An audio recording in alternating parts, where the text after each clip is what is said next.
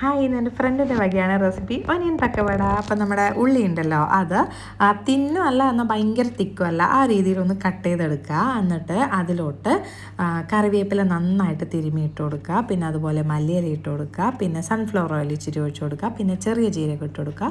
പാകത്തിന് ഉപ്പ് ഇട്ട് കൊടുക്കുക. പിന്നെ പച്ചമുളക്. എന്നിട്ട് കൈ വെച്ച് നന്നായിട്ട് തിരുമ്മിയെടുക്കുക. എന്നിട്ട് അതിലോട്ട് നമ്മുടെ കടലമാവുണ്ടല്ലോ, കടലമാവ് കുറച്ച് കുറച്ചായിട്ട് ഇട്ട് കൊടുക്കുക. കുറച്ച് ഇട്ട് കൊടുക്കുക. പിന്നെ കുറച്ച് വെള്ളം ഒഴിക്കുക.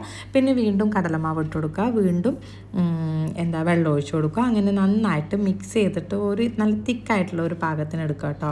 പിന്നെ ഇച്ചിരി ബേക്കിംഗ് സോഡ ഉണ്ടല്ലോ, ഒരു പിഞ്ച് ഇങ്ങനെ ഇട്ട് കൊടുക്കുക. എന്നിട്ട് തിളച്ചെണ്ണയിലോട്ട് നമ്മുടെ ഈ ഉള്ളിയുടെ മിക്സ് അതിലോട്ട് ഇട്ട് കൊടുക്കുക. ഇടുന്ന സ്റ്റൈൽ ഉണ്ട്, എന്ത് രസമെന്നറിയോ. എന്നിട്ട് അതൊന്ന് ഇളക്കി കൊടുക്കുക. എന്നിട്ട് കളറൊക്കെ മാറി പാകാവുന്ന സമയത്ത് നമുക്കിത് കോരിയെടുക്കാമേ. അപ്പോൾ അടിപൊളി ടേസ്റ്റി ആയിട്ടുള്ള ഒനിയൻ പക്കവടയുടെ റെസിപ്പിയാണ്. ഒന്ന് ട്രൈ ചെയ്യണേ. താങ്ക്